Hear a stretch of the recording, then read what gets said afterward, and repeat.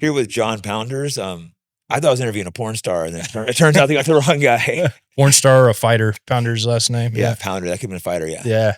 Like I have a great fighter last name, Shields, Pounders. That's actually better for me than fighting. Yeah, team up, man. We're the Pounder Shields. We'll take it out, So yeah, but you've covered a lot of like fallen angels, religious aspects. Yep. So we'll kind of let you take over and tell your story. But we were talking, just real briefly, we were talking before about how I've just interviewed David Icke, right? And how it's almost the same story. You're religious. I don't know if he's atheist or not. But we're not going to get Ike's story right now. People look into it, but it's almost like the same story you're telling me. So I'll let you take over for a second and just break down.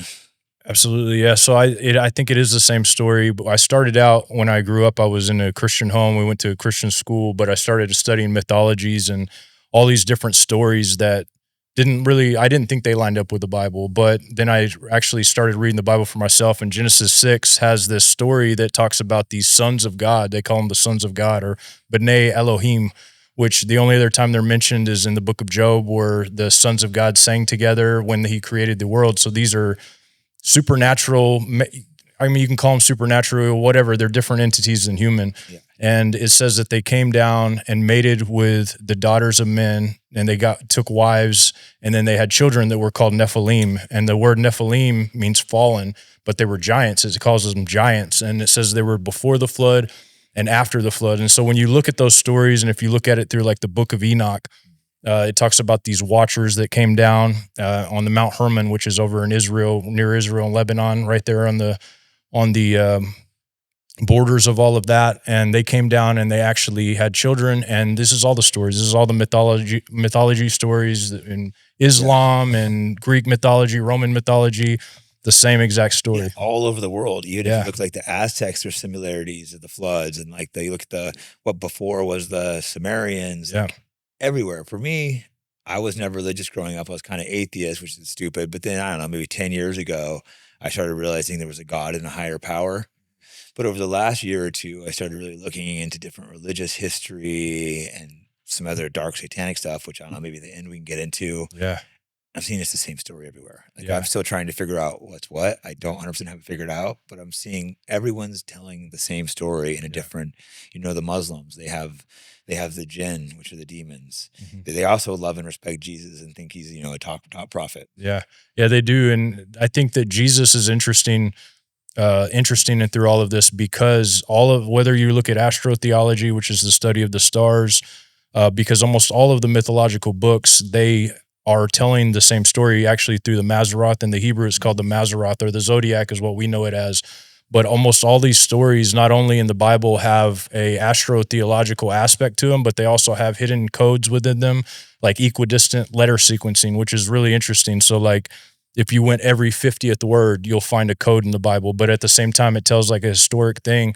But I think Jesus is like the culmination of all of the different prophecies, whether it be Mithraism, whether it be in the Muslim religion. There's always this, for lack of a better term, Messiah or anointed one who comes to save the world. And through all the books I read, because just to give a little background for people who've never heard of me, I studied mythologies and the occult religion for over a decade. Like I've read probably more Masonic books than most Masons have read. And all of these I would call them allegorical stories that they have, even though they don't know it, all point to the Messiah. They all point to this one figure who comes to save the world. And I feel like he's the most hated. And, for a reason. I think that these entities that have come down, these angelic entities, it talks about the Nephilim, the giants, after they die, they become evil spirits that work against mankind on earth. And so we can get into a lot, but I think a lot of the technologies that we see nowadays, all of that's been fed to us in a trickle feed to the point we're at now. Like AI and stuff even. Absolutely, man. Just David Icke, and it's like the exact same story. It's so crazy. Yeah. Like for him, it'll be like the reptilians or interdimensional. I believe the reptilians as well. The demons could be it's the exact same thing. And the Seraphim were pushing the technology to us. Yeah. Well, the Seraphim were dragon, like the word Seraphim means fiery serpent. Were they an evil one? They were, some of them were. So there's good and bad, I believe. So in the Bible, it talks about there being, there's two visions where there's 10,000 times 10,000 angels. And if you multiply that, that's 100 million. And then 1/3 of that, which is what the Bible says fell to earth, is 33 million. So the idea of these 33 million possible reptilian-like angels that aren't like demons, because demons are actually the disembodied spirits of the Nephilim. They're here, and I believe they're ruling. This is why disclosure hasn't happened, because they're like, it's not because there's a human at the helm, because, I mean, you know as well as I do, if you were in charge and you knew there was these entities that were out there and they were posing a threat, you would say something. Most humans would, but who's at the helm of this? And the Bible tells us that they're at the helm. Yeah, and then with the Epstein files and stuff, how you can see the FBI and DOJ are investigating people like me instead of these people that were doing terrible things to kids. I think far beyond just molestation. Yeah. Seems like a truly evilness is running our country and world. Yeah, I think so, man. Like when you look at somebody like Epstein, he is just such a enigma. Like he's not like any normal human. Like I know a lot of high level people, and you do too, that maybe only sleep 3 or 4 hours a night. They bust their butts and they work really hard, and they're just kind of elite in the way that they live their life. But this guy was involved in so much more than anybody I've ever met in my life. Any billionaire, a high level person, this guy was in everything. Yeah, you know, he knew everyone. He was tied into Bitcoin, the Ukrainian war, or the government being overthrown there. Ties with Israel, ties with the CIA, knows every celebrity, knows every politician, has breeding programs. He was a billionaire, but no explanation for where his money comes from. Yeah. It's almost like he's a demon. And then synagogue of Satan for sure. One of his victims said he shapeshifted into like a demon or reptilian.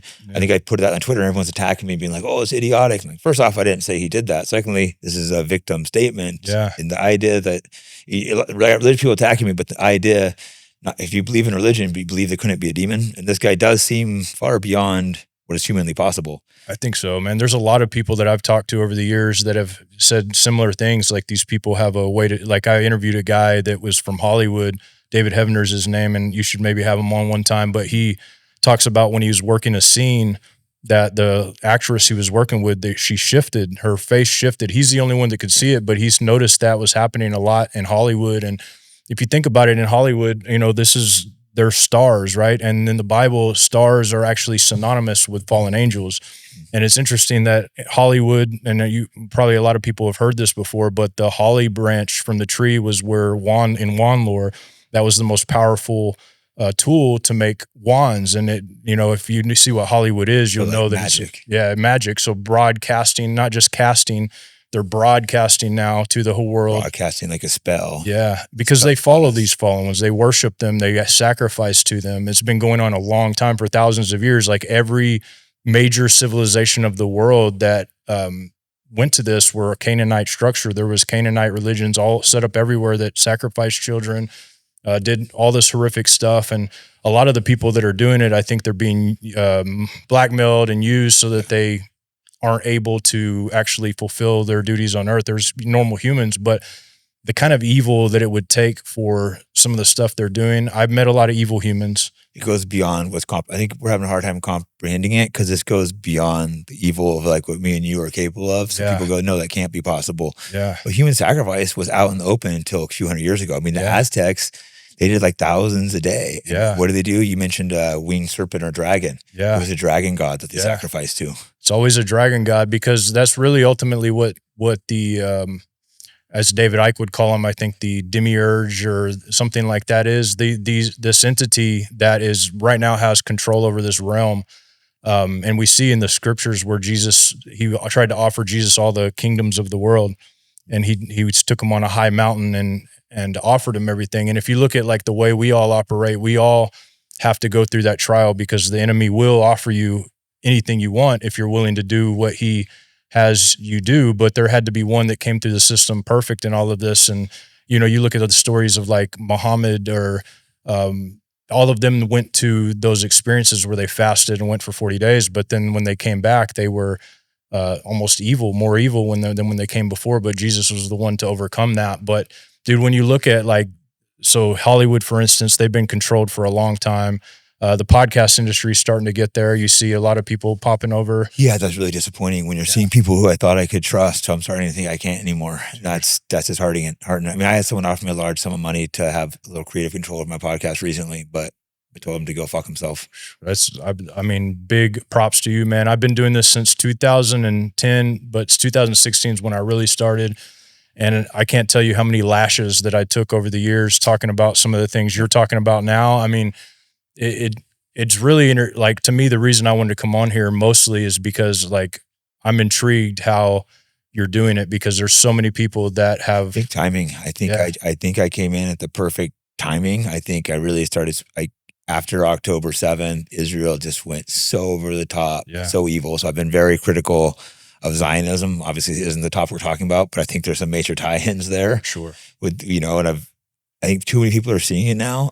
And I'm still very concerned about getting banned. I have had several strikes. I have had videos pulled down, but the censorship I've noticed has majorly gotten looser over YouTube. It's getting hard when you have people like Tucker Carlson speaking about these type of things, Candace Owens. There's a lot of targets now. Yeah, I think there's a lot of targets, and hopefully we're safer by numbers, because it is very concerning when you realize that I'm the target, not the molesters and Epstein files. I saw the betting odds if there'll be arrest, and it's like 19% chance was all. So basically the betting, it's a huge favor there will be no arrests out of the Epstein files. Isn't that disturbing? Thanks for watching Fight Back Podcast. If you like the show, like, subscribe, or share the video. There's also donation links in the descriptions. As many of you guys know, I run a free speech podcast. That comes as a price. It's being demonetized everywhere. So one way to support the podcast is to buy your books from AntelopeHillPublishing.com. Today's selection is The Trans-Industrial Complex. This book covers the money-making machine of the trans industries and shows it's not to help people, but to make money and get rich. So again, if you want to support the podcast, go to AntelopeHillPublishing.com and be sure to use promo code FIGHTBACK. That'll save you money and support me. Thank you.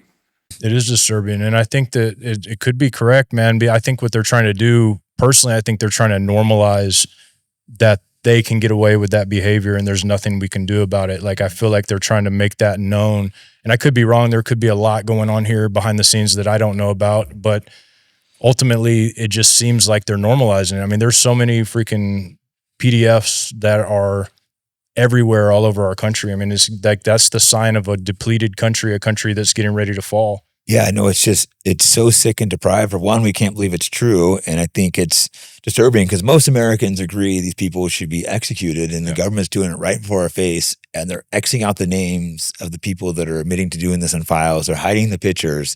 They passed a law. Thomas Massey, thank him, passed a law that we get to see the files, and they're just Xing it out right in front of our faces, showing we're not going to tell you. Seeing horrific emails, and they have the person sending them X'd out, not the victims. It's wild too. Like, some of the emails, you would think these people are smart enough not to say stupid crap. Like, one of the emails I was reading, it was like, I like the torture video. It's like, who sends an email? They blacked out who sent that. Yeah. That's what's crazy. These are the people they're protecting, but it's like, I think they can get away with it. Like, even I thought it was a crazy conspiracy theory that Epstein got away, but recently it just came out. Someone on 4chan had posted an hour before he's reported dead that, hey, the military just came in and escorted him out, and then he was like freaked out. They put 5 subpoenas on this guy to get his court records. It turned out he's a lieutenant at the jail, but yet they subpoenaed him, but there's no interview on record. So they did 5 subpoenas, but no interview on the guy. So more likely he was threatened. And then all the prison guards fell asleep, all the cameras stopped working. Yeah. I don't think anybody bought that crap, man. Like, it's hard to hide stuff like it used to be. Like, when you look back at like old television, like, it was so easy for them to hide stuff, but now you've got like cameras, everybody can take a video, everybody has a voice now. That, thankfully, the only good thing about YouTube is like, we do have a voice, and I'm thankful. At the moment, but there's so many people speaking up that it's getting harder. Yeah, I'm thankful, but at the same time, we're shadow banned. I mean, the caliber of guests that you have on, I see, and like other podcasts that aren't even near as good are getting like 1 million views for these podcasts. No, exactly. I'm sure I'm obviously shadow banned, but it is what it is. At least they haven't banned me, so I can't. I'm gonna be thankful of that. Yeah. Back to religion real quick. David Icke, he was very critical of religion, saying it's like keeps people blinded and stuff. What would be your answer to that? Well, I think that religion certainly can and mostly does keep people blinded, especially corporate religion in general. Like, so the Bible says this, and this is what I believe, and this is what served me in my quest for truth. It says that there's a Holy Spirit, and it'll guide you into all truth, and that you don't need anybody to teach you. And so in my mind, that's what my religion is. It's like I'm trusting after the spirit that I'm connected to feed me with the information that I need to do. But yes, most religion is a cage, a trap, all part of the same cabal, all part of the same cube, Saturn's cube, whatever you want to call it. That too. Yeah. I have a very, very good, interesting answer, because like I could feel a connection with God, but these people do come in and distort the truth, and Christians hurt children, so you do all the molestations even within the Catholic Church or Christian or whatever. I mean, that's shameful, but it got covered up. Yeah, dude. I mean, like when you think about the amount of children that are just disturbed, I mean, the best word I can think of is just ruined by the church. You think about dispensationalism is at the root of most religion now in the Christian church. And so I don't know if you know anything about that, but I don't. So back, Darby, there was a guy named Darby, and he introduced this Zionist dispensationalist religion it's really only about 100 years old. It's not that old. But every church just about in the United States holds to this dispensationalist Zionist doctrine, which isn't at all what the church fathers taught. It's not at all what Jesus taught.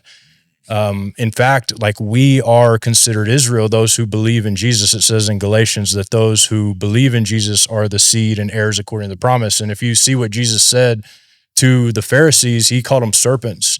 Reptiles. Yeah, reptiles. I mean, if you look at the leadership, a lot of them were Edomites. A lot of them were like Herod. He was considered the high priest at the time. He usurped it. He was an Edomite, like straight up through his lineage. You can even see it in the Bible. But a lot of these people who had power were already evil. They came from Babylon with an oath. And even in Isaiah, it talks about the leaders of Israel making a covenant with death. And in the Bible, it says you made a covenant with death, but when death comes over and the hordes come over, like they're going to take you out too, And so these people think they have a covenant with death. I don't want to get, talking too deep with stuff. I don't want to get, this thing shadow banned, but a lot of these secret organizations, they all have these same covenants, and this is something that they believe in. Like, I don't think it's just, the high level, people that they're calling themselves Jews, but I mean, you can go back to like the Balfour Agreement, the Royal Societies and the Order of the Garter. All of these organizations hold to the same belief, and even some of these are even higher up, and they don't even want people to know about them. They're so high up. Oh yeah, the more you look into these things, they're obviously, it seems like a lot of Jews are at the top of it, but there's clearly other people that are involved high up too. For sure. Even there's an email that came out with talking about some secret society, and Epstein saying just casually in there about their secret, I forget the name of it, these occult organizations. So obviously there are these organizations that are running, doing dark things. Well, there's like world leadership where they, like in the Bible, it talks about the nations being split after Babylon into 72 different factions. And over each language, there was a son of God, or AKA like an angel, set over each faction, 72 groups of people. And the Bible talks about them constantly having wars. And, this is where you get the concept of Mount Olympus. They meet the congregation of the gods. And so you're going to have like battles between these entities, and it's going to look like, maybe they're not always in agreement. They're not always in agreement. And there are non-fallen entities here as well. I mean, when you look at all the programs that we have, there are good people out there. There are good entities out there as well. There's 33 million fallen, but there's 2/3 that haven't fallen yet. So I don't recommend anyone doing this because it's very serious. But when you did DMT, it doesn't feel like acid and shrooms and you're hallucinating. It's like feels like you're going to another dimension where you run into these entities, which can be good or bad. Have you done it before? Yeah. It can be very scary if you run into an entity that's not friendly. Yeah, I've heard about it. And I actually interviewed this guy who was a chief rabbi in Colorado, because I was shooting a documentary about DMT, and I interviewed a few people that were there, and he was saying that, like in his religion, he was a Kabbalist, Talmud rabbi or whatever. And I went to his house and interviewed him, and he was saying how he believes this is the way DMT was the way to stand in front of the serpent and say the sacred name. And like they have a whole religion with that. It's like some of the Kabbalists. Oh yeah, I mean, I think they're doing that, and I don't know the details, but the ayahuasca ceremonies, they're going out there, crossing in. It's not something I'm educated on, but like having done the DMT, which is similar, it's clearly a world that's real. And that's why I tell people be very careful playing with that stuff. That's one of the oldest religions. I don't think it's something fake. I think it's real. It's one of the oldest religions. Like if you go back to the epic of Lugal Bande is the name. He was like, they called him the Dwarf King, but he was the son of Gilgamesh. and this is an old epic that goes way, way thousands of years back. And they have this concept called the cosmic serpent, which is kind of like and the people that would take them, they're the shamans. That goes way back. That's literally one of the oldest representations of religion. And even in Israel, they found a 6-finger, 6-toed shaman in Israel not too long ago. But these like a real body, or like a real mummified body, mummified body. And in the Bible, 6 fingers, 6 toes was one of the significant features of Goliath and his brothers. They had 6 fingers, 6 toes, but they would take them on this journey up the cosmic tree. It's crazy, man, when you actually look at the story, but it perfectly represents the DMT journey. Like, he found some stuff at the base of the tree, and then he drank this thing, and then he went up this cosmic tree, and at the base of the tree there was serpents, and at the top there was this Anzu bird. It was called the Anzu bird. Often people will see serpents on ayahuasca as well. Yeah. They say God taught him how to make it because it's some weird chemicals you have to make, or the spirits taught them how to make it. Yeah, bro, it's wild, and because you would have to, because who would think to actually do that? Who after doing it once would know? I mean, there's so many different things. I mean, if you look at all the discoveries from the shamans, for instance, the tranquilizer, the way we have tranquilizers now is because they went down to South America and they saw these tribes shooting the monkeys with these tranquilizers, and they would drop and they'd be okay. And so they took that, they found that compound, they took it back here and patented it. And so we use it here. So almost every compound that we have that the pharmaceutical industry has patented comes from the information in Amazon where they've received that. So there's so much stuff they had advanced with how they're doing the soil. Some of the it's off topic, but I don't know if you looked at like the rock work down in Peru and stuff. Yeah. It clearly doesn't match what the capabilities were at the time. Dude, I'd rather stay on the different topic though. I would like to talk about, you mentioned the black cube earlier. Yeah. That's something I've been fascinated trying to understand lately. You want to try to I'll try to unpack it. It's very complicated. It's very complicated, but the black cube basically is the hexagram. It's like when you fold it out and it becomes that.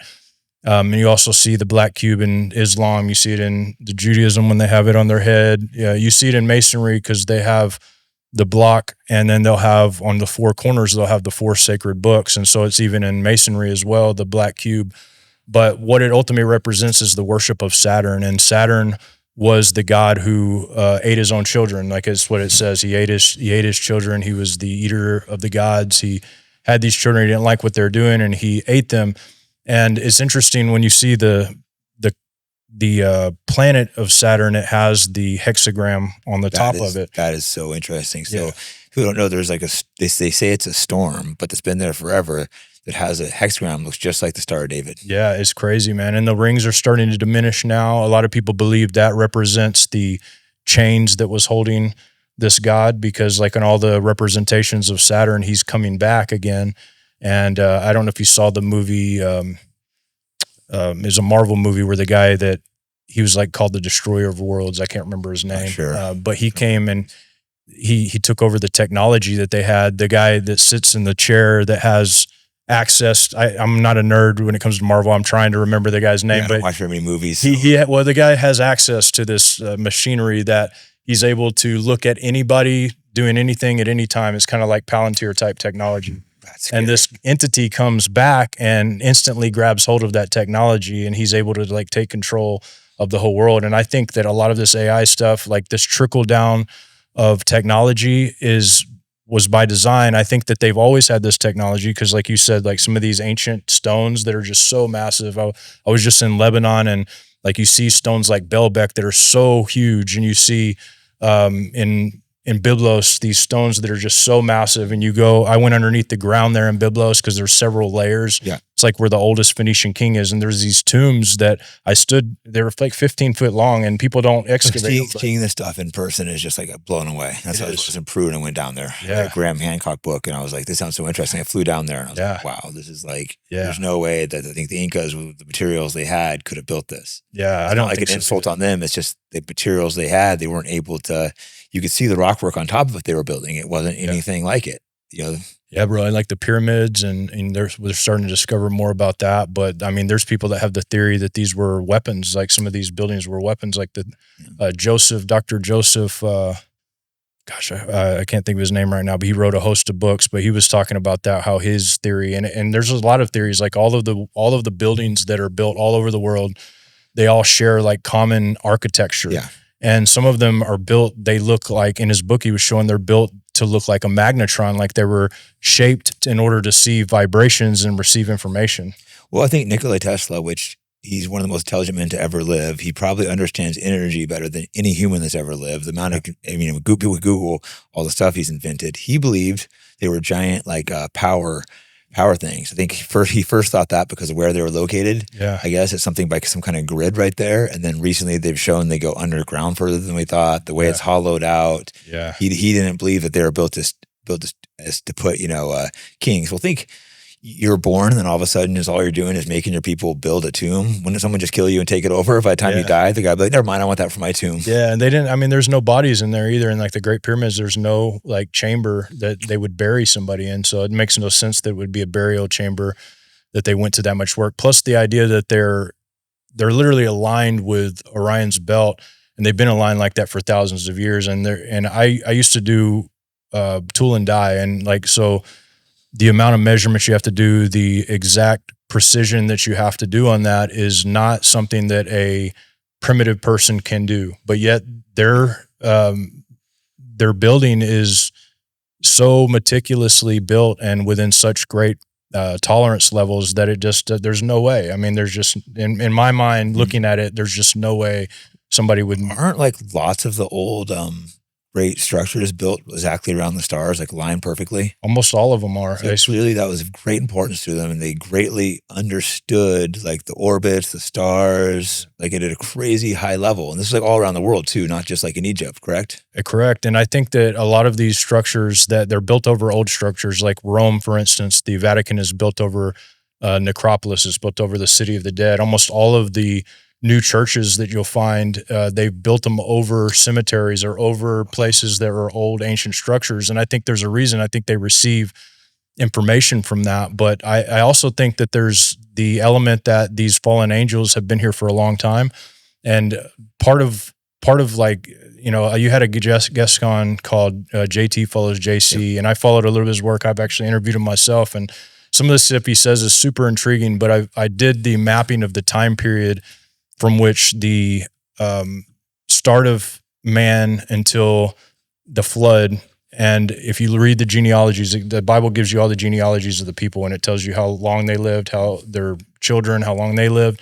And if you count those years from the time of Adam to the flood, it was 1,776 years, which to me shows like there's a connection somehow to that 1776. And then you see that the Illuminati founded, well, I mean, I guess that's still a conspiracy theory, but not, the Illuminati was founded in 1776. Really? Our country was founded in 1776 by Illuminists. And I'm sure he talked to you about this, but like there's signs that they have returned. I mean, if you look at civilization from the time of biblical times or even more ancient, people rode on, at least we're told to believe this, they rode on camels. They rode on camels, they rode on horses. And now within 100 years, we have airplanes, we have supposedly jets, there are rockets that are going to the moon. We have people are able to travel, talk on a black mirror from one place to another. Then still uses crystals, uses crystals and silicon, which is what the ancients used to have their little black mirrors and stuff like that. But we're using all this technology that has not been here before. And then we have the UFOs starting to appear more in the 40s after rituals. And even our government's releasing videos of those now. Yeah, and they're just slow release. So yeah, it's like almost like, I don't know if they're doing it intentionally or not. I think so. Something else I've noticed, there's been several times where great libraries were destroyed and burned. Yeah, Alexandria. Information was there. I know the information was destroyed in the Americas too. They didn't have written writing, but they had like a type of knots or something, but those were deliberately destroyed. Yeah. All their records. Dude. So when you see deliberate destruction of information with stuff switching to AI and the computer, they'll be able to rewrite information just like that. It's such a rabbit hole because there is a section of time, like in the history of England, for instance, like I've read, if you read the history of the kings of England, you can buy that book. You'll see a normal genealogical record going up to the Dark Ages. And then the Dark Ages is when you start, in their histories, you start getting stories of Merlin and King Arthur, which is very strange. There's nothing like that before. You have the dragon stories, the dragon lore that happens. And then everybody loses their genealogy around that time. Like I've noticed in our records, like when I go back on our name, there's a certain time period, and they had this thing called the Domesday Book, and it's pronounced Doomsday Book, where everybody had to put their names in these records, and they had to take a surname. And then you see these civilizations like Tartaria that, I mean, I thought I knew history, man. I like studied it real hardcore, and then all of a sudden this Tartaria thing gets brought up. Do you know? Have you heard about that? I don't know the details of it. I think people use that term for meaning different things sometimes, correct? Or like, what's the exact Tartaria? So I'll tell you a little bit kind of about hidden history, right? I'll tell you, yeah. Well, there's this nation that existed called Tartaria, and there's actually CIA records that show, and it's now released, that they were going to suppress the history of Tartaria. This is after the Bolshevik Revolution in Russia. Yeah.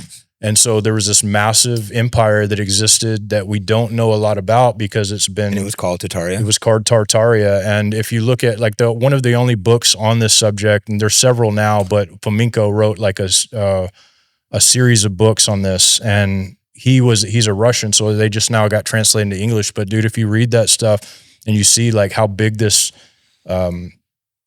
empire was, you're like, why did they wipe that away? And so it gives people the idea that years it was, or we don't even know what years it was there. It seems to be like after the Bolshevik revolutions when it got wiped out. I don't know how long it was in existence, but a lot of see how they've wiped out history before. It's all stuff that seems too crazy to be true, but when you actually start digging, you start wondering when you see they've intentionally wiped out history before, how they change things, like the book 1984, how they can just rewrite it day to day. Dude, if they can do it in real time, imagine how much easier it is for a written book for them to easily just get rid of. Like Alexandria burnt to the ground. Who knows how much information from time was in that library right there. And recently it's come out that Robert Maxwell is the top, producer of textbooks for American schools, that's the father of Ghislaine Maxwell, if people don't know. Yeah. So this guy is who's writing our textbooks, was telling us what's true, was rewriting, how easy they can rewrite history. Like we hardly know what's true today. Yeah, on the news that we're constantly fighting over what's true, and we literally have it on TV. Like people are seeing like two separate realities now. So clearly everything in history is not. Absolutely not, bro. Like it's just, there's one mistake after another. I've like realized it. And so I'm at the point now to where I don't believe we know anything really about our history, to be real about it. Like everything that I believe is based off of faith and my own experiences, because I've looked at, there's so many different ideas about what some of these things are, what people are going through here, that like, I don't know who to believe. Like there's people that say they see Bigfoot out in the woods, and I've never seen one, but I mean, I can't say that they're lying, but at the same time, I can't say they're telling the truth. And I can only know what I've experienced. And right now, that's the crazy thing about it, is they're messing with that, with AI, or messing with what people see. Yeah. I think AI is going to be really concerning, because they're just going to, the young generation, they're just going to ask AI, and what it tells them, they're going to look at as truth. Dude, pastors are starting to make their sermons based off of AI. And so like, who knows where that's leading the masses. They've already led them into being subservient and weak. I mean, the church has led men to be weak. They led them to be nothing. Yeah. Like there's in San Francisco, when I visit back there next to my mom's house, there's the church, they have a giant like trans flag hanging on the church. And that's just, that's demonic, if God doesn't want to change the gender of people, regardless if, maybe you feel bad for these people, but there's no way to say God wants you to switch genders. To me, that seems satanic. I think so. And it goes back to the idea, like a lot of Satanists, or when I say Satanists, I mean like Luciferian people that are into the mystery religions. They believe that the original man, Adam, before he was split from Eve, was both combined. And so when the split happened, it went from man, woman, or whatever you want to call it, like a non-gender entity, to the two genders. And so in their mind, them getting back to that is how they overcome the curse of Eden, so that they can get back to the garden. So this is like in Baphomet, it signifies in Baphomet, by Eliphas Levi, he drew the Baphomet. But this is their main goal. This is why you keep seeing this play out, because they're really shooting for this. Like it's a big deal to them to have this agenda. Yeah, and it seems like it's being pushed fast. It seems like they're trying to speed up the agenda, and something big is going to happen. Yeah. And one side's going to win. Maybe I'm crazy, but that's kind of what appears to me. Like things are being sped up. They even have Agenda 230 mentioned. Yeah, man. It's almost like we don't have a lot of time. I agree with that. Like when I first started doing the podcast, I felt that way back in like 2016, when I really was like, I was like, man, we do not have a lot of time. Like I had kind of overcame my, I guess if you watch The Matrix, I took the red pill, And once I took that red pill, I knew there was no turning back. You wish you had the blue pill sometimes. Sometimes it would be nice to just make money and do nothing, and enjoy. I'm, unfortunately, I feel like obligated where I can't like not speak the truth, even when they offer me the money. Sometimes I'm like, I wish I could just shut up and take it. But it's just once you start seeing these things, I think the fight is way too big, way beyond like just like shut up and take some money. I agree. I think we're here for a reason.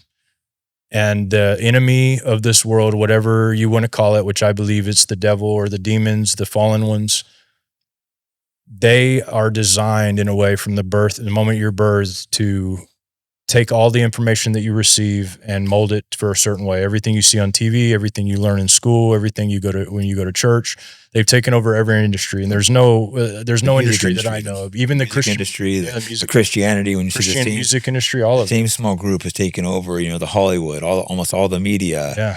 And that's why they're freaking out a little bit, I think, with internet and podcasts, but they're in the process of trying to take that over right now. I agree. And we're here for a reason. I think that every single one of us that came to this earth, there's a lot of theories on how we got here, why we got here. Did we choose to be here? Did God choose us to be here? But every person that I've ever met in my life, if you can think back to when you were a child, every person had a gleam in their eye. They had something big they wanted to accomplish.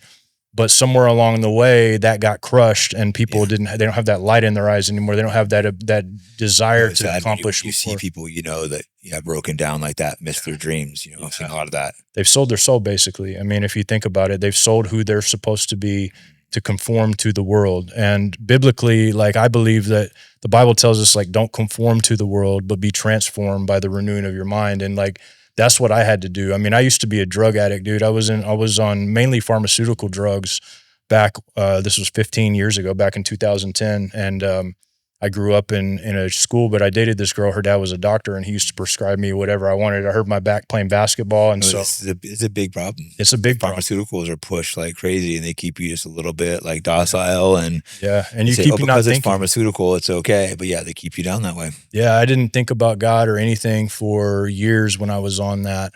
I even went to school for, religious studies and all of these different things. But like my mind was, I would just say like blank almost, like it was like a robot. I felt like a robot, almost like an NPC, I guess, if there's such thing as, I felt like so many of them, most people don't think for themselves. I've noticed they just repeat, they wait for their favorite influencer to tell them what to think, then they repeat it. Yeah, bro. They don't like process stuff themselves. That's so insane to me. It is insane. And it's like a cognitive thing. And I've always tried to like, I'm always, the whole deal was starting Now You See TV was like, the name was, okay, now you can see, like, open your eyes, get the blindfold off, because it's literally like people have a blindfold. It's not that they are just evil. Not all people are evil. Like most people aren't. Very few are, I think. And that's why they don't want to see the evil, because they're not evil, and they couldn't imagine doing some of these horrible, horrific things. It doesn't seem possible for people to like traffic and harm children. That just seems beyond our comprehensions because we're not evil. Yeah. And coming from I'll give you this kind of thought here. I used to be, when I first became a believer in Christ, I was a Zionist, believe it or not, for like. It's very believable because it's the default position to America. It was the default. Shameful about that. It's the default position. I was a Zionist just by default. I visited Israel. I was like, yay. But then I started, when I was there, I had friends in the West Bank. I really wanted to visit them, and they just would not let me go down there. Yeah, that's when I started doing a little research. I could see these guys are lying to me. Yeah, that's the same way I was. Like because I believed, like, in church they taught us like the blessing for those who bless Israel and a curse for those who curse them. But like the context of that was talking about Abraham, and it was talking about the people who ended up accepting the Messiah. Because if you look out there, the entire Bible, even Jesus said, like, if you don't know me, you didn't know the Father. Like, you didn't even know what you were doing. Like, I'm the one that had come, and I'm the one that's supposed to, you're listened to, obey, whatever. And like, they just didn't accept that. And the world in general hates that. Like, if you look at, there's a lot of people out there doing what we're doing. A lot of people that are really pushing hard against the agenda. And I'm thankful for that. I really appreciate everyone that's doing that right now. It's very, it's nice. It's helping a lot, because I mean, you were speaking of this up before me, and then me speaking up pretty early is pretty scary when there's not a lot of people, and I was one of the bigger voices on Twitter for a minute, and that was not something I wanted to do, not something I was proud of. I just felt obligated by God to do something. It's encouraging, man, to people like me, because like I said, I've been talking about this stuff. People like David Icke have been talking about this stuff for like forever. A lot of my mentors have been talking about forever, but they just can't get any. They've never been able to like get the mainstream people. Like I consider you a mainstream person, even though like maybe they shadow ban heading that direction though. I think it's gonna be hard to stop it. Something I really like about you, okay, you're a Christian, right? But you're not just sitting there denouncing David Icke as a loon. You're realizing it's just the same story. He's looking at it through a different lens. Yeah, he just doesn't believe in Yeshua or Jesus like I do. Like he just doesn't. But other than that, you even understood his reason for being mad at religion. Mostly, I like Christianity and stuff. One thing I've had a hard time understanding is original sin. The idea that a baby is born with sin. What do you think? I think it's something I can't wrap my head around. I think it's a DNA thing. So like whatever happened in the garden, which is very vague about what happened. There's so many different theories, but like when you talk about the fruit, most of the time fruit is represented means children. Like the fruit of this person was this, like if a fruit of the bitten apple that's on our phone. Yeah. And it's like it's talking about a fruit, and there's always this division of the seed. When in the Bible at the beginning, it says there'll be a war between your seed and their seed, and his foot will crush your head. And I'm paraphrasing here, and his head will crush your foot or like bite your foot or whatever. So there's like this seed line analogy that takes place from the very beginning. And I think that it all has to do with DNA. And because if you look at like what is down the pipeline, the genetic manipulation that happened then, I mean, look around. That's what's going on right now, a genetic manipulation. And that's the reason it says in the Bible that God destroyed mankind was because all their genetics were messed up. Because it says in the Bible, it talks about the genealogies of Noah were pure. Well, that word genealogies, it means that his bloodline was the only pure bloodline left after when the flood happened. So like, and he was tasked with, and I don't know how literal that whole story is. I know there are people that have built the ark, like the ark project there in Kentucky. It's like this massive ark, and they show how all the animals that different kinds would have fit on there. I don't know how literal that story is, but it seems to be, because even in the creation of the Babylonian creation myths and all of that, it's the same story. They have a different name for the guy, but even the dimensions of the boat are the same, you know? Like I said, that's what, for me, over the last year, I've been looking at all the different religions and mythologies, and I'm just seeing the same thing over and over. So I'm not sure if I believe in God. I'm not sure exactly what I believe yet, but when you see the same pattern over and over, all these different cultures, you have to start thinking something's there. Yeah. Same thing with like, I don't know if we're going to get to this, maybe in a few minutes we get into like the satanic stuff, which is dark. Yeah. But a couple of years ago, I started looking into that, thought it was crazy, but the more you see, the more patterns. I think you've done some research on that, right? Oh man, yeah. I did a documentary called this Dark Covenant Secret of Secrets, and it's about the Blue House in Evansville, Indiana. And so I included a lot of other stories because I was friends with Russ Dizdar when he was alive. He's the one that kind of really brought this stuff out. He died, I think, 2020 or 2021, but he would investigate these things. And there's other people that I would, but well, when I started listening and hearing about these things, I was like, I wonder in my town, like if there's anything like that going on, and if I could find out if there was. Well, it just so happened that there was an election going on at about the same time I was researching this, and it was a prosecutor named Stan Levko. And everybody called him Let Him Go Levko. I had friends who were in the sex crimes unit that hated the guy. They couldn't stand him because every pedophile that they put in he would let him out. Wow. And so I started researching this guy. A friend of mine turned me on to a video that was done by Current Affair in the 90s. And in this Current Affair documentary, it showed this situation where these children were being brought by a certain principal from their school, different schools. None of these kids knew each other, bringing them to the same location. They were calling it the Blue House, and they were doing like Egyptian rituals. Oh my God, that's like the Church of Set. Yeah. You know the Church of Set probably, right? Yeah. The Egyptian, he believes in the Egyptian God. Yeah. There's people who don't know, real quick, you know what I'm talking about. What's the guy's name? Michael Aquino. Aquino, yeah. He left the Church of Satan to start the Church of Set. He was a high-level government Lieutenant official. Colonel, he worked on the military. Was it mind manipulation or something? He had a book called Mind Wars, and he wrote a book with the guy that he wrote that book with is on the board of Turning Point USA. I just heard that. I wasn't sure if that was true. It's true. Yeah, and this guy was like, did some dark stuff. I mean, he's tied in with you can't directly prove it because people were killed and stuff. The Franklin scandal, which was where the satanic abuse kids getting, and for sure in San Francisco, there was like 100 or so kids, I don't know exact number, could be off on that accused this guy of like molesting them in satanic rituals. I think they raided his house, they found pictures, but basically the FBI or CIA comes in and takes over the operation and shuts it down. Same thing happened with the Finders cult. You probably know about that. I don't think we're going to get too depth into all this stuff. People would just look up some things like the Finders Cult. Like, look these things up and do your own research because it's out there. I thought it was crazy until I started going down them independently and just started being like, whoa. And this guy, he believed in an Egyptian god. He said the Church of Satan is just for show. Yeah. The real god is this Egyptian deity who's basically like a Satan that he called Set. I agree with that. Like, that's the same entity. And the thing, I was real skeptical at first as well until I started finding out like the story. So like the psychologist, she was the psychology professor at University of Southern Indiana, and she interviewed each and every one of these children. And she was like, I believe them because none of them know each other. They all have this similar marking. And if you read like any of Crowley's books, that's how they would signify their cult. They would put these markings. What was it done with? Like a knife. It was like a scar, little scars. These kids all had it. These kids all had it. And then there was a guy who was the former district attorney for Evansville. He took the case on pro bono because he believed him.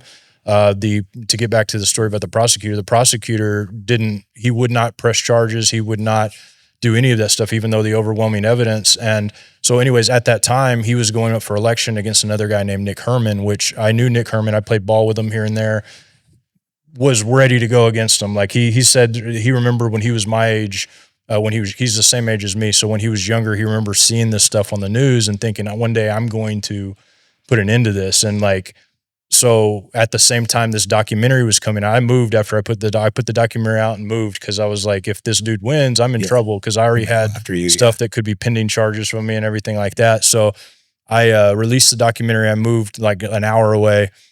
He ended up losing, thank God. There was people out protesting calling Let Him Go Levko, but like that was one of the times where I felt like we went against the beast and it panned out. You know what I'm saying? Like, but I believe that was legit stuff after interviewing. I think we have to fight against people. Too many people think we can't win. So yeah. We have to stand up. It can be frustrating when you look and see that the FBI is helping hide the Epstein files and guys like Trump and head FBI Kash Patel, Don Bongino. It could be discouraging when these guys are like clearly on the side of the Epstein files. Yeah. I think a new document today came out with FBI showing that they were in there, told to redact all these high-level people. Yeah.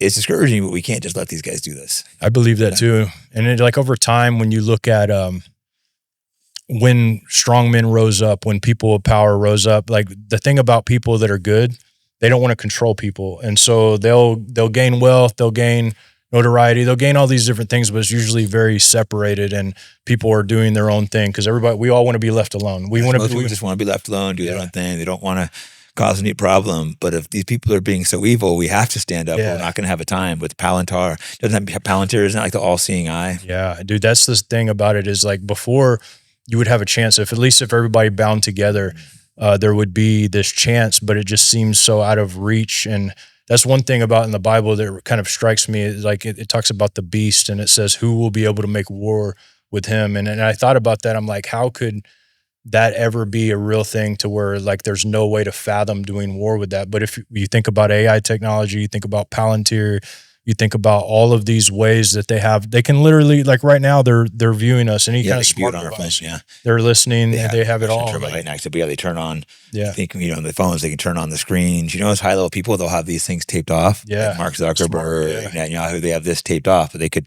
Pegasus software they can get in and get right into our phones. Yeah, man, and they can screens, Wi-Fi. Everything. They can do. My son's like he's 14, but he's really, when it comes to computers, he's like a genius or whatever. But he even understands how like he could get the software together and everything to where he could literally, if you ping off the Wi-Fi, you could tell where people were in the room. Like, and he's 14. Yeah. So imagine like what technology they have with that. Well, they can track us through our phones too. We're bringing a tracking device everywhere we go with us. I think they have these bags that they call where they can't track your phone. Yeah.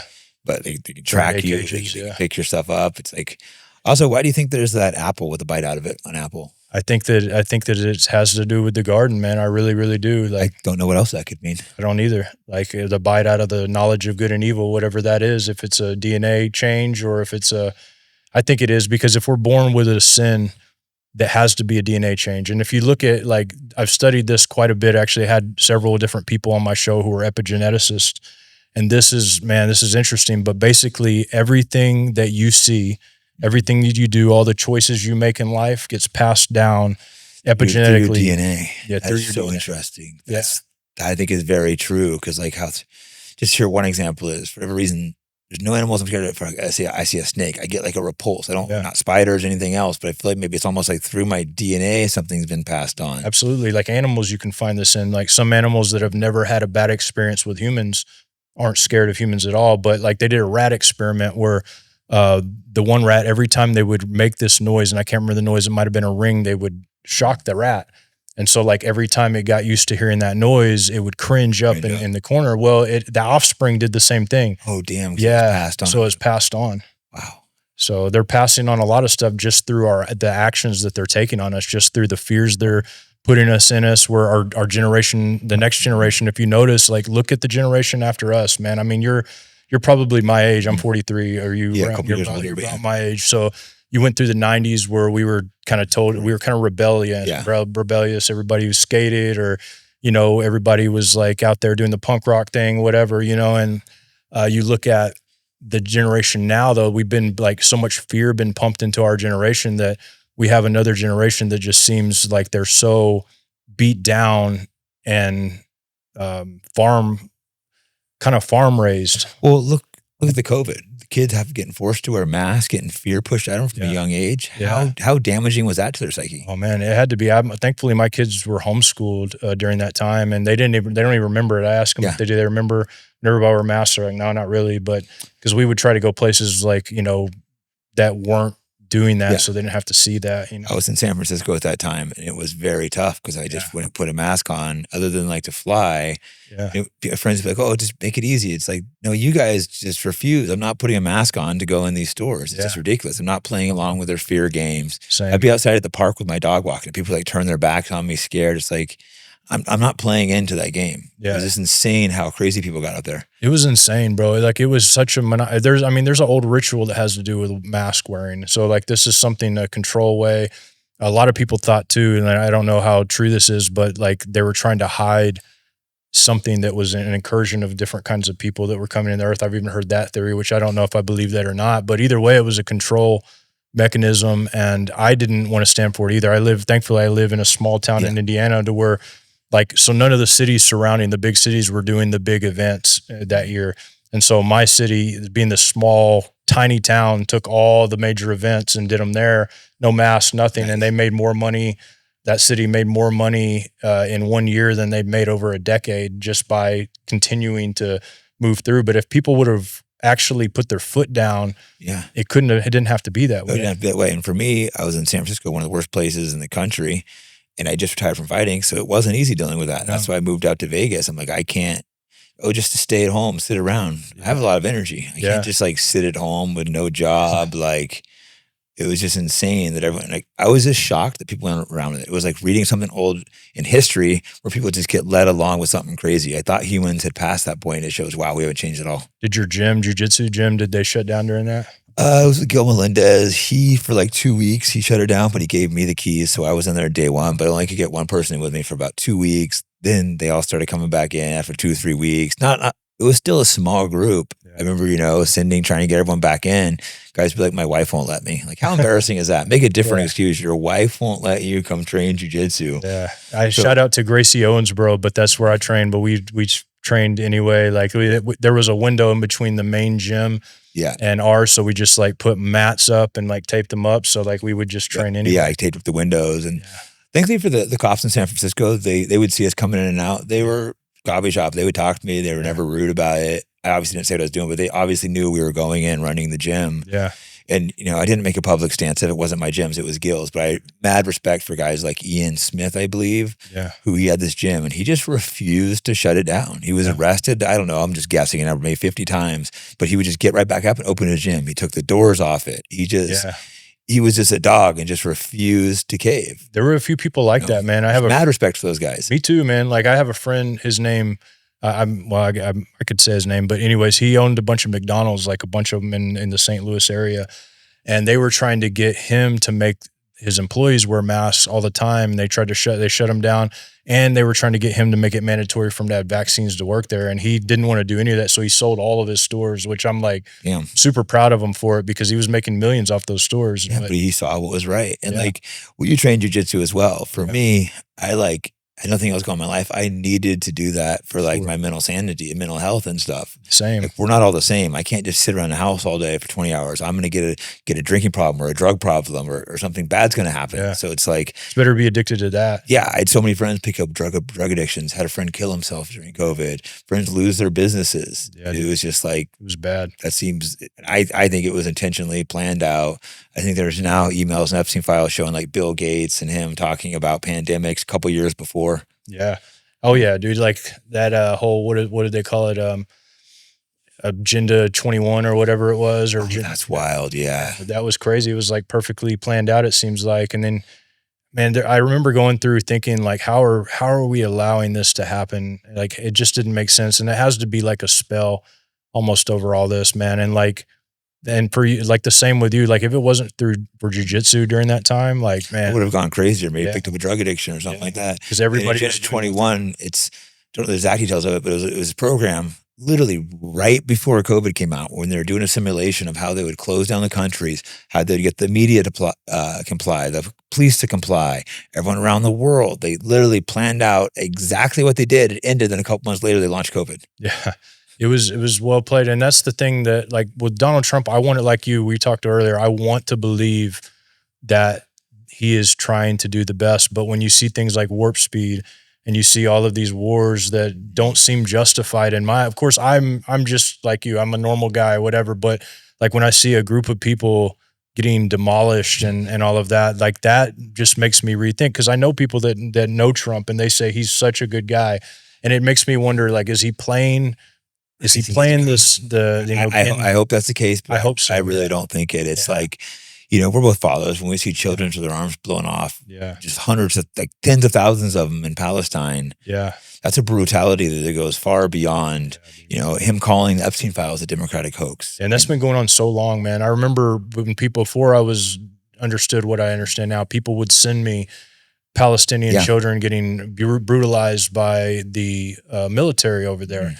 And I was just like, I can't, this is just propaganda, whatever. I just didn't believe it. But this is like, we're talking about 2013, It's been going on forever. Like the left's been known about this forever. And that's part of the problem. I think a lot of us on the right, we're like, oh, these guys are idiots about everything. So a lot of people on the right just assume they're idiots about this, but this is the case. And they don't even necessarily have it for the right reasons. They just look at it because they're brown. The other guys, most of the Jews look more white. Maybe they look at it from that perspective. I don't know if it's for the right reasons, but they are correct about the Palestinians being truly brutalized. You know, October 7th didn't just randomly happen. Man, it's horrible to see that happen. And the fact that Christians, this is what irritates me the most, the fact that Christians are taking up for something so horrific, like, makes me sick. And it's like, how, even if you thought, okay, these people are God's chosen people, if you think that, then what do you think about God? Do you think God likes what they're doing? Yeah. Like, does that make sense to you? Does it make sense that Jesus, when he came, he didn't have good things to say about him? Yeah. And what do these people think about Jesus? What's the Talmud say about him? Yeah, he's boiling in feces, right? And in their Talmud, they don't say the Romans killed him. They say they killed him and them alone. Yeah. They say he was a sorcerer. Yeah. And that's what the Bible says. I mean, the Bible says that they killed him. They were the ones that did it. And they want to actually change the Bible. There's a version that, I can't remember the guy's name right now, but he's a super Zionist, Messianic Jewish guy, well respected, but he has his own version of the Bible where they kind of take that part of it and move it out. It's more of like a Messianic version. That'll be the AI version. Yeah. Yeah. Guaranteed. The synagogue of Satan line will be taken. I mean, the anti-Semitism law said in there that, like, saying the Jews crucified Jesus is considered hate speech. Yeah, well, that's what the Bible says. That's the thing. It's like, none of us know exactly what happened, but the Bible does say that. I mean, the Talmud says that. Talmud says that. So, I mean, they're the ones saying it, not us. They're saying it, like that's their books, the Bible is their book too, and I don't know what happened, but I do know that even during the time of Jesus, they had usurped the high priesthood. John the Baptist was supposed to be the high priest. He was, Zechariah was his dad. He was the next in line, but Herod, who was the Edomite, the Roman, he was the high priest during that time, and they killed the actual high priest. They went and killed him in the temple, so like the usurping has happened for a long time.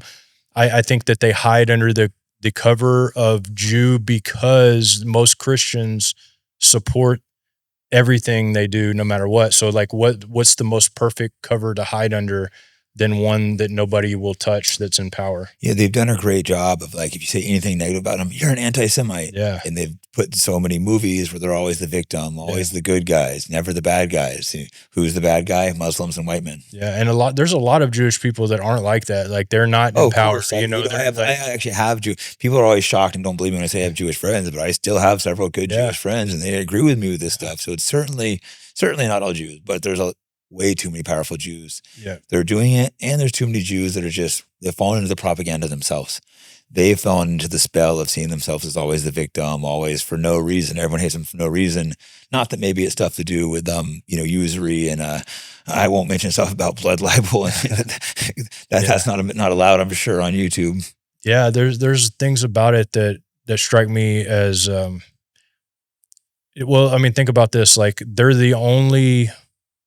not the only, but they're one of the only races that can be racist against everybody. And that's the N-word for everyone. It's goy. We're all and goy. It's all over the Epstein files. The girls all say he called him stupid goy.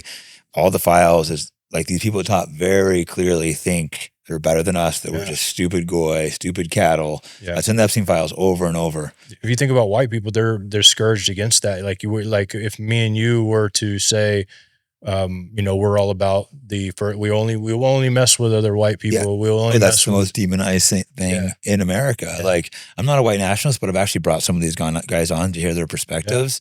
And it's very interesting because we're the only race that's demonized for being, had black nationalists on too. Like my Wikipedia will probably say I'm a white nationalist because I've talked to these guys, even though I've made it clear or not, because they want to put this thing against you and try to scare you from like talking to these people, hearing their perspective. Like I brought on David Duke. I don't think anyone interviewed him for 10 years before I did. Wow. People tried talking me out of it. Other free speech people, won't say names. They tried talking me, it's going to ruin your career. I had him on. I'm like, I gave the guy my word. I'm going to listen. I'm going to hear what he actually has to say. Yeah. I mean, the white nationalist thing, I don't know like a lot of those people, but I will say that there's a point there. Like when you look at like, I don't know if you ever heard of Worldwide Church of God, but there was this guy, the guy that founded it. He had this book that talked about Israel being possibly like Ireland, Scotland, Great Britain, because of the etymology of the words and the fact that like they're on the shields of the names, like the shields that everybody has that's from those areas. You probably have one. There's different animals that are on these shields. Have you ever looked up your shield? I haven't. No, I'm curious. So each one of them has a different animal, and what he said, which is really interesting, each animal has to do with one of the tribes of Israel. And in the Bible, you see like this division that happened where God divorces Israel. They go off to Assyria and they're off in captivity. And then the Jews and the Levites and Benjamin, they are taken to Babylon. The ones from Babylon are the only ones that return. The other 10 tribes were scattered among the nations everywhere. And so like I did this mathematic equation one time, and the chances of all of us not having that bloodline in us is like 1 in like 5 billion. Like every one of us is going to have that bloodline in us some way because they were scattered so far abroad.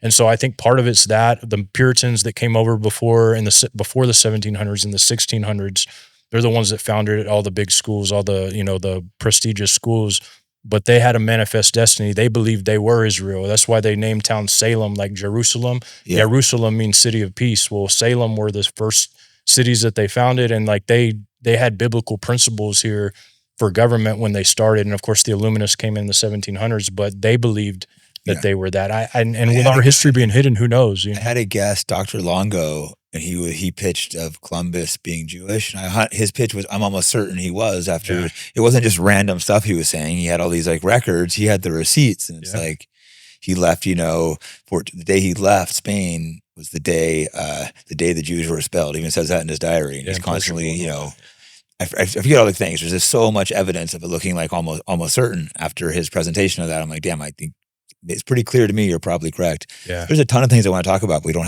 have much time. So let me hit a couple more. Yeah. I just want to circle one more time back to the whole Saturn worship, Black Cube. It's just, To me, that's something I just stumbled upon. So many of these dark people worship Saturn, and it's so weird. The really weird one is like Mecca. They circle around the cube like the rings, and I don't think Muslims in any way intentionally do this, but someone whoever put that cube there, like I don't know. I'm curious how that turned into a cube there instead of it. It used to be a cube. Well, there was this. They called them the Black Cube cult. Look it up, and it's like they were around a long time ago. And I read a book. They used to carry around this black cube, and they were like a mysterious, esoteric group of people. And they started I wouldn't say infiltrating, but they were passing this information on to the Muslims, because before the Muslims had the doctrine of Muhammad and all that, they were sons of Ishmael. So they would probably had a very similar religion to that of their father Abraham, and they actually have their own blessing, I guess you could call it. And there were 12 princes. From there, all the Arab Emirates are actually a culmination of the Ishmaelites from Abraham. And so they have their own prophecy about what they're going to do. But I believe that they got corrupted by this black cult and the people if you think about, like, if you read the Quran, yeah, there's some crazy things in it. But it does talk about Jesus. It does talk about stuff like that. But you'll see that Muhammad over time started getting more into mysticism, to where he was actually he was having convulsions. He couldn't even read. So like he was having convulsions and uttering these things that they were writing down. They got more and more militant over time.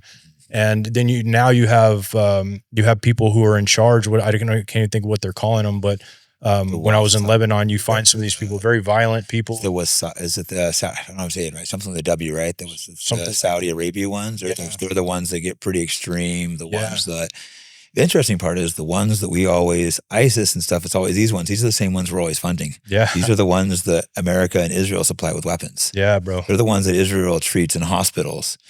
The crazy ones, that's who we work with. It's who we work with. And if you look at, if this goes real deep, but there's a group called the Milner Group. Look them up, Milner Group. They're the ones that started the Balfour. The Rothschilds are kind of, they're the big Jewish bankers. They were a step down though from the Milner Group. Like really? They were co-opted by the royalty, and the Milner Group was basically a society, British society for the furthering of Britain. And so the Balfour Agreement was part of that agreement. But if you look at like King Charles, which nobody even thinks about King Charles III, well, he's in charge of the WF. He founded it. He's the one in charge of COP.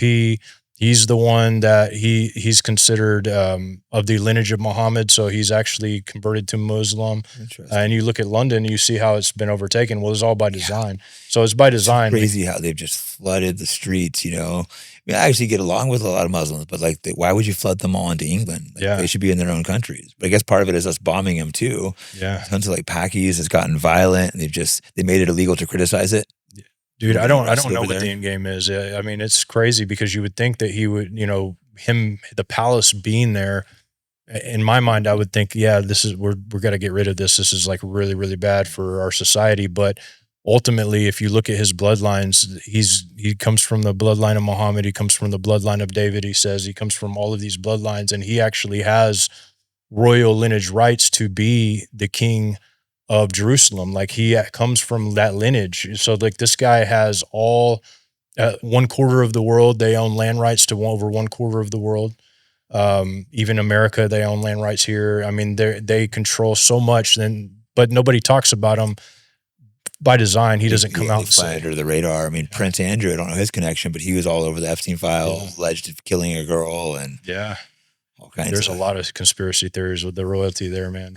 Wild. That's a rabbit hole I need to go down more. Yeah. We'll definitely have to talk again. Before we wrap, real quick, your theory is basically that the falling angels are down at Earth, and they're the ones that have taken over, infiltrated your government. I believe that. I believe that we meet them from time to time. They can appear as human. They run the show, and the people that worship them through whatever means they have to do to get control over them are the ones that are at the top, that we know of, at the top of the helm. But the fact that biblically, when you look at reptilians and you look at the Seraphim, they're able to come down as men. It happened with Abraham, when they came down, they went to Sodom and Gomorrah, they appeared as men. So the Bible straight says that. It is interesting how these same theories it's so similar to David Icke's just from a biblical standpoint. It's all in the Bible. Yeah, it's all in the Bible. Like I believe, so here's what I believe. The Bible, I think, is the correct record of a lot of this stuff only because it has the historical properties, it has the esoteric properties, it has the hidden codes within it, and it tells like a story from a perspective. All of these stories are the same. Some of them are more allegorical.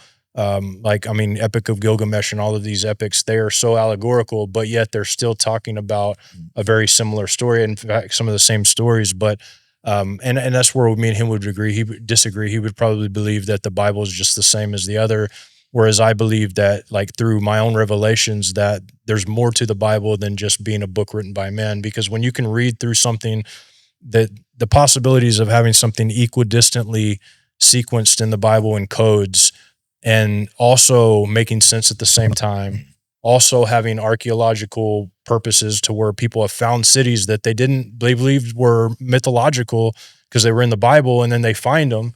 Then they're like, oh, well, maybe like Nineveh, for instance, like they're like, well, it must have just been in the Bible. Well, they unearthed it like, decades ago, not too long ago.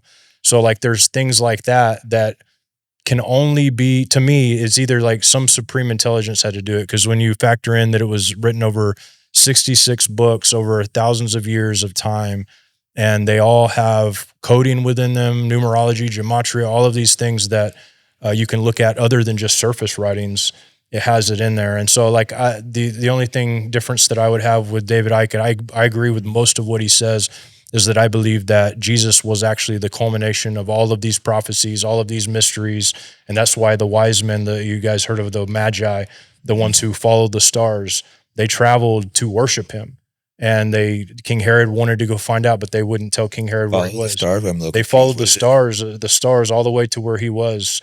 They knew this. They knew when the signs in the sky were going to come, that the Lion of Judah was going to be there, the one who was the savior of the world. And so they literally traveled, according to the scriptures, they traveled all the way there to worship him. So like it's been written in the stars for a long time. Stars was so important to the ancients, and I think it must be more important than we're giving it credit for, because every society had massive, it was like the gods, they paid attention. Saturn's interesting, how a lot of them, they worship Saturn, and they knew more about it than they should. They knew things were mapped out pretty well, despite them having think that everything they believed revolved around the earth, and the math still like adds up. Yeah, it still adds up. Like, I mean, we could go into all kinds of rabbit holes, which we don't have time for, but like, there's a bunch of things I want to ask. We're going to have to do another one soon. Let me hit a couple. I got to wrap in like 5 minutes. Okay. There's a bunch of different things I wanted to still talk about. This is so interesting. We'll do it again, dude. Numerology you mentioned real quick. We should touch on this real quick, because I don't know a lot about it, but I've noticed these powerful people seem to take it seriously. Almost every a friend of mine, so he's maybe one day I'll hook you up with him, but his dad was a healer for like kings, like King Gustavo, all kinds of people in the world, and now he does similar things. Like he has very powerful people come to his laboratory, and he told me that the two things that almost every powerful billionaire does is, one, astrotheology, so like they study the stars, and two is naturopathy, so they don't go to the regular science industry. They don't believe in that. They think that's like that's for the Goyim. That's for the Goyim. Like that's like the pharmaceutical industries. They do all naturopathy and stars, because there's a reason. In the Bible, it says in Psalms that the stars cry out information, but yet we've been led to believe that it's evil to even consider the idea that this happens. Like the Catholic Church makes it against in their catechisms, like you're not even allowed to look at that kind of stuff. Now there's a difference between like palm reading, I think, and like all this, some stuff gets weird, but could be considered witchcraft versus, there's obviously some truth to it. Exactly. Yeah. Well, the market crashes always under the same sign every time market crashes. Really? Like, every single time it's always under the same sign. So like I believe this. I believe that the things that happen up there happen down here, and that kind of feeds into the Saturn thing, which is interesting because they believe that is the projection of what happens here. What happens on Saturn is this is like a projection of that. So I believe that to a certain extent, but I believe that it's like a historical representation of what's going to happen. To a certain extent, I think that it's hard to figure that out. People have gone crazy trying to figure out all of that because we're so far removed from all of that information. Saturn, okay, right? It represents a black cube, also the Star of David. there's like black cubes all over the place. In New York City, there used to be a giant black cube by my house that I'd walk by every day. Yeah. I looked up the artist. He was of, the tribe. And I started looking at all these black cubes, and they're put all over the place and with no explanation. And I still don't have an explanation, but I just find that very odd. I wish I had a better explanation for it, because I'm not, like, I've never been inducted into any of these secret societies. Like, I've stayed away from that. You haven't sacrificed any children? I haven't done any of that stuff. Yeah, I decided not to. Hear. Decided it was against my religion to do so. But yeah, there's a lot there that I'm sure that some people understand. I talked to a Mason, 33rd degree, and he explained it to 33, me. That's the number I see over and over. Yeah, he explained it to me as like a control mechanism. It's like the thing that's broadcasting all of the thoughts of Saturn into the world. That's what almost like a satellite is what he described it as. And when they wear it on their head, the Saturn stuff's so weird to me. I didn't even know that was a thing until recently. Yeah. A producer was telling me, when we were in New York, we walked by the black cube, and he's like, "Oh, it represents Saturn." Like, what are you talking about? Look at the golden. I started looking into it. The golden age of Trump. That's all Saturn. The Saturn's a golden age that goes back to Saturn. The age of Aquarius is like now. There's so much to it. I need to do some more in-depth research. There's just so many topics that you've been researching this stuff for a lot of years? Dude, yeah. I mean, painfully researing, reading lots of boring books and interviewing lots of people about it, because you still realize that you're just at the surface. That's the thing. If you feel like you know too much, then I don't trust you. Yeah, dude. I mean, there's so much I don't know. And the more I learn, the more I realize, like, man, I just don't know. It's all so crazy. And I'm in the early process of trying to piece it together, but it's, you might be better off, because I've heard the theory that the more information you get, the more false information you have. So it's harder to filter through all that, so I don't exactly. Well, anything you want to hit? Obviously I want you to plug your where people can find you, but any other topics you wanted to close on before we wrap up? Well, I'll just say that, like, ultimately, when you look at the world for what it is, we need to think of it through a spiritual lens, that we have to look at it and say, I believe this, there is a dark presence at the top of this. And our job is to struggle against that dark presence to be who we're created to be, because we all have a purpose. We all have something that we're good at, something that we're made for. And that's the exact opposite of what the system wants from us. And so it may not be the most money in that path. It may not be the most prestige in that path, but in the end, you will have peace, and you will know that you came out with your soul. And like, if I could close with anything, that would be that. But also, if you want to find me, I'm going to have you on sometime soon. Yeah, no, and I would love to have you on again too. This is a great conversation. I said I have another interview booked right after. Yeah. I just got back from freaking St. Martin. It's been a crazy week for me, but I'm so glad we got to talk. And this was me too, man.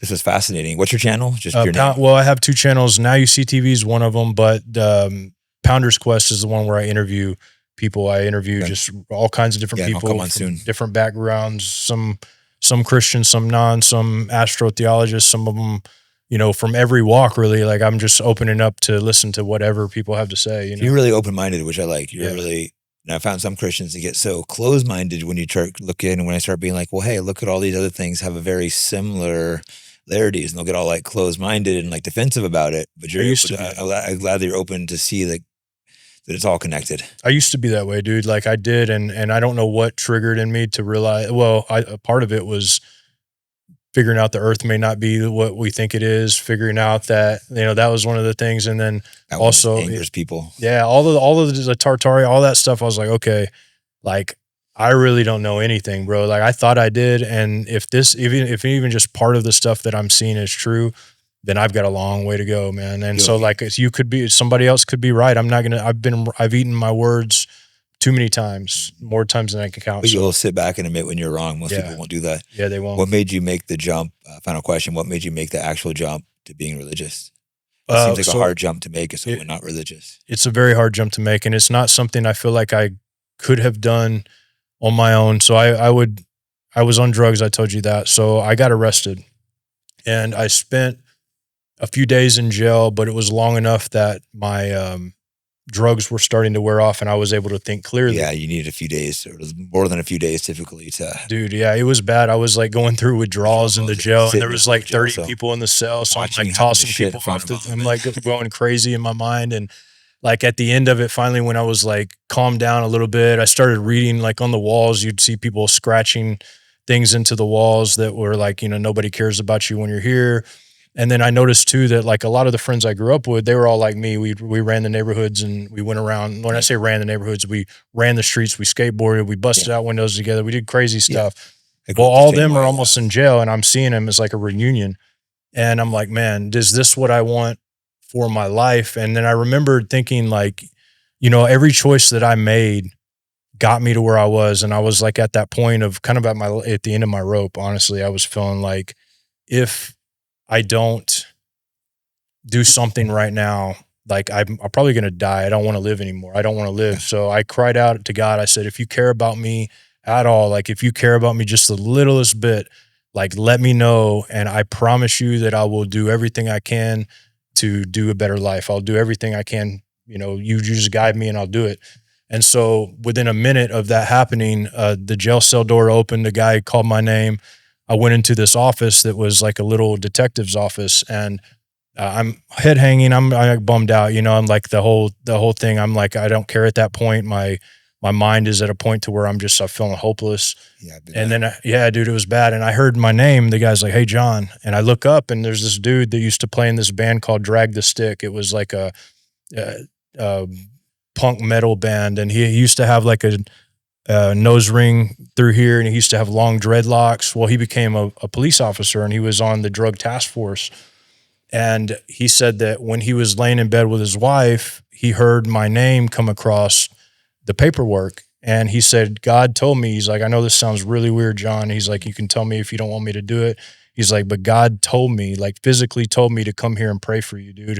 And so like when that happened, I took that as an answer to my prayer. Like I felt all the hairs on my body stand up. And dude, I hadn't cried since I was a child. Like, I mean, I had not cried at all. Like emotion was almost gone, but I wept like a baby. I felt like I was right there in front of these detectives just weeping, bro. Like it was like, and then after that, I felt this shift in my mind to where I was like, I want to do good things. I don't want to steal anymore. I don't want to be on drugs. I want to live my life in a better way, you know? And so like all of that happened kind of simultaneously for me. Yeah, I know for me, I was fucking up in jail. I got out of jail, bumped into Chuck Liddell like at a restaurant, you know, and became friends with him. It wasn't a religion, but that right there just changed my life and put me on, gave me purpose, gave me a path. God puts people on these. Yeah, I feel like maybe God put me in touch with him to like, you know, the bump into this guy to guide me to fucking, you know, put my life straight. Yeah, bro, big time, because a lot of people don't get that chance, dude. I mean, friends, dude, dead, prison, like, so you understand. Well, man, I really enjoyed this conversation. Yeah, bro. Let's do it again. Let's do it again for sure. Hey guys, I'm demonetized everywhere. So if you want to support me and the podcast, go to fightbackpodcast.com and you can buy some cool merch like the shirt I'm wearing now.